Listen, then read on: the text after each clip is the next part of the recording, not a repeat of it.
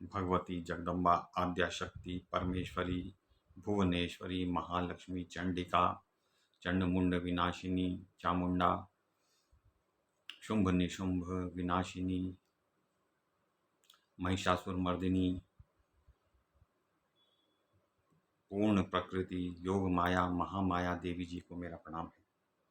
तो हम लोग देवी भगवती जगदम्बा, उनको जगदम्बा इसलिए कह देते हैं कि उनका कोई नाम और रूप नहीं है और साथ ही सारे नाम और रूप भी उन्हीं के हैं। तो सारे रूप और नाम उन्हीं के हैं और उनके हैं भी नहीं। तो इस प्रकार एक बड़ा ही विलक्षण उनका स्वरूप है और जिसका पता देवताओं तक को नहीं है कि वो क्या है। तो उन्हीं की कथाएं हम पढ़ रहे हैं। तो हम जो दुर्गा सप्तशती में जो कथा ली गई है वो यहीं से ली गई है, देवी भागवत पुराण से, कि उसमें राजा सुरथ अपने मंत्रियों के भय से, शत्रुओं के भय से राज्य छोड़कर सुमेधा मुनि के आश्रम में शरण ले चुके हैं और वो वहाँ अपने परिस्थितियों पर विचार कर रहे हैं कि किस प्रकार से मेरा धन कहाँ चला गया होगा और सब लोगों ने उड़ा दिया होगा, मेरी स्त्रियां क्या करती होंगी। और इसी प्रकार की वो चिंता कर रहे थे कि इतने में कोई एक वैश्य वहां आ गया। तो उस वैश्य पर राजा की दृष्टि पड़ी, वो वहीं बैठ गया। तो राजा सुरथ ने उससे पूछा, भाई तुम कौन हो और वन में अकेले कैसे आ गए? तो उसने कहा कि और तुम्हारे मन पर इतनी दीनता क्यों छाई हुई है? शोक से तुम्हारा शरीर दुर्बल हो गया है। तुम सच सच बताओ, 7 पग एक साथ कोई चले तो भी मित्रता हो जाती है और हम तो साथ में बैठे हैं। तो व्यास जी कहते हैं कि वह आदरणीय वैश्य अपना वृत्तांत कहने लगा। तो उसने कहा, मित्र, वैश्य जाति में मेरा जन्म हुआ है। लोग मुझे समाधि नाम से पुकारते हैं और मेरे पास पर्याप्त धन था। धर्म में मेरी बड़ी आस्था थी। मैं कभी झूठ नहीं बोलता था, कभी किसी से ईर्ष्या नहीं करता था। और फिर भी मेरे पुत्र और स्त्री धन के बड़े लोभी थे। उन्होंने मुझे कृपण बताकर घर से बाहर निकाल दिया और मेरा सारा घर और धन हड़प लिया। तो उन अपना कहलाने वाले व्यक्तियों से त्यागे जाने के कारण उस संपत्ति को मैं प्रचुर संपत्ति को मैं छोड़कर आ गया, जिसको त्यागना नितांत ही कठिन हुआ करता है। उसको मुझे छोड़ना पड़ा और मैं वन में आ गया हूँ। प्रियवर, आप कौन हैं? तो उन्होंने कहा, मैं सुरथ नाम का एक राजा हूँ। मुझे डाकुओं ने महान कष्ट दिया है और मेरे मंत्रियों ने भी मेरे साथ धोखा किया है। अतः मैं राज्यच्युत होकर यहाँ समय व्यतीत कर रहा हूँ। वैश्यवर, भाग्यवश तुम भी मित्र रूप से यहाँ मेरे पास आ गए। महाबुद्धे, इस वन में बड़े सुंदर वृक्ष हैं, बड़ा सुंदर वातावरण है। अब हम दोनों व्यक्ति यहीं सुखपूर्वक समय व्यतीत करेंगे। विशोत्तम, चिंता दूर करके स्वस्थ हो जाओ।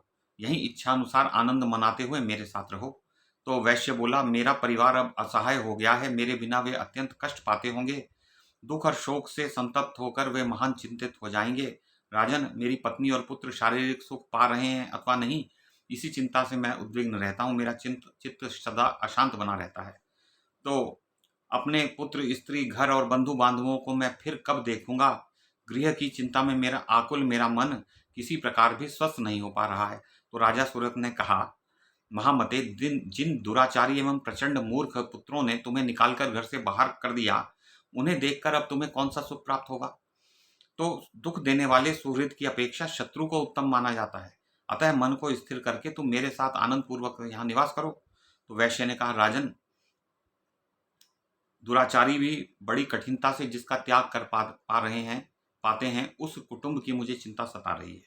राजा ने कहा, राज्य संबंधी मानसिक दुख से मैं भी बहुत दुखी हूँ।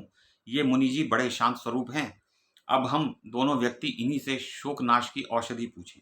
तो व्यास जी कहते हैं कि वे राजा सुरथ और समाधि वैश्य दोनों सुमेधा मुनि के पास अपने शोक का कारण पूछने के लिए उनके पास गए। वे परम आदरणीय ऋषि आसन लगाकर बैठे थे, शांत बैठे थे। तो उन्होंने कहा कि महाराज, बताइए कि हमारे दयानिधे मेरे और इन वैश्य के मोह का कारण और उसका निदान बताने की कृपया कृपा करें।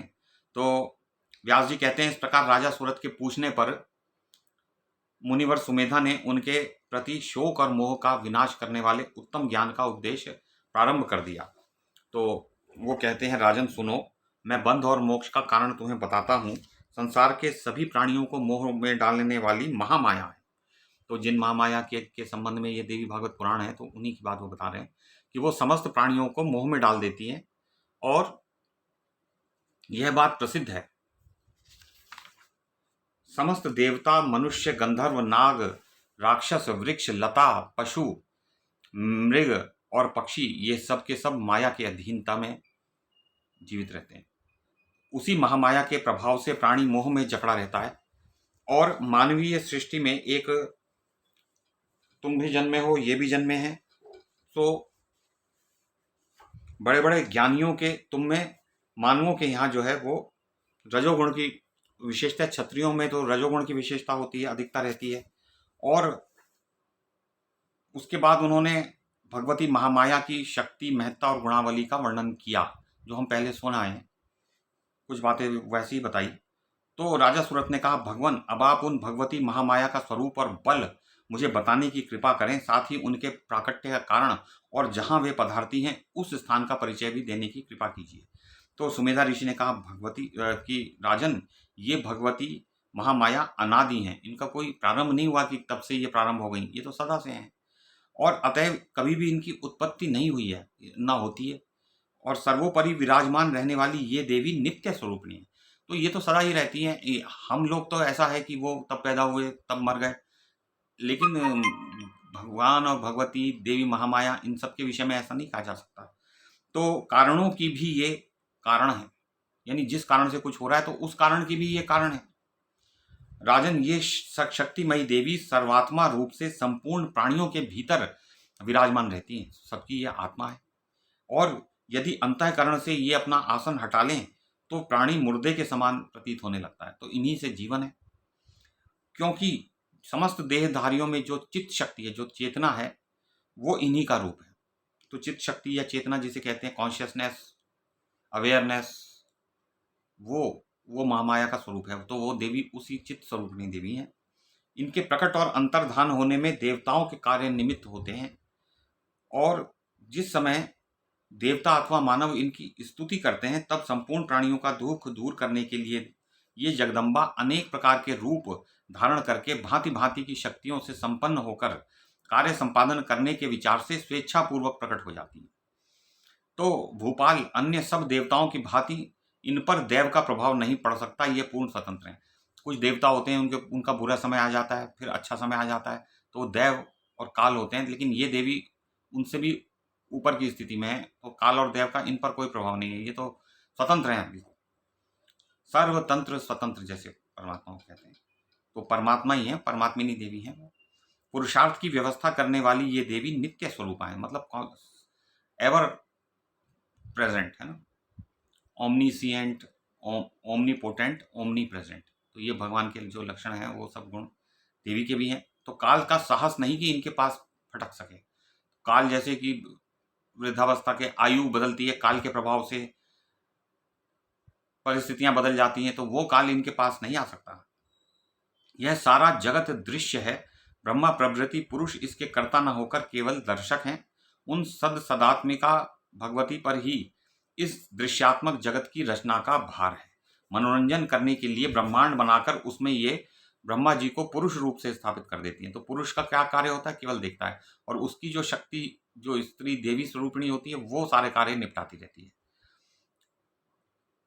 तो ब्रह्मा अवधि पर्यंत रंगमंच पर रहते हैं, फिर शीघ्र संहार लीला भी संपन्न हो जाती है।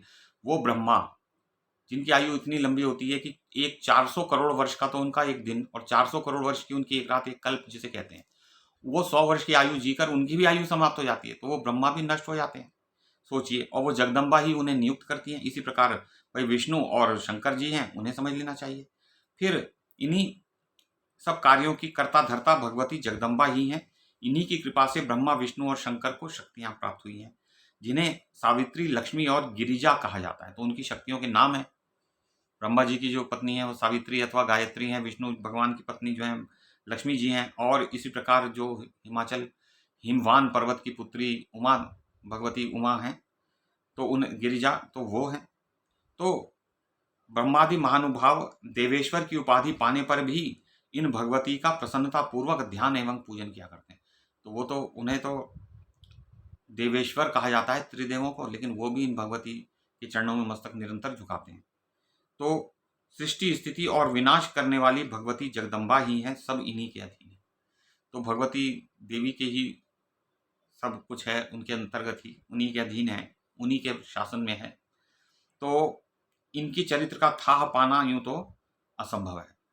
तो इस प्रकार से अब ये 33 अध्याय हमने 5वें स्कंद के देवी भागवत पुराण के समाप्त किए। तो फिर हम देखेंगे कि देवी भागवत पुराण में कि देवी की और क्या महिमा है। तो कल फिर हम आगे बढ़ाएंगे प्रसंग को। भगवती जगदम्बा महामाया, योग माया, पूर्ण प्रकृति, आद्या शक्ति, परमेश्वरी, भुवनेश्वरी, चंडिका चामुंडा, चंडी,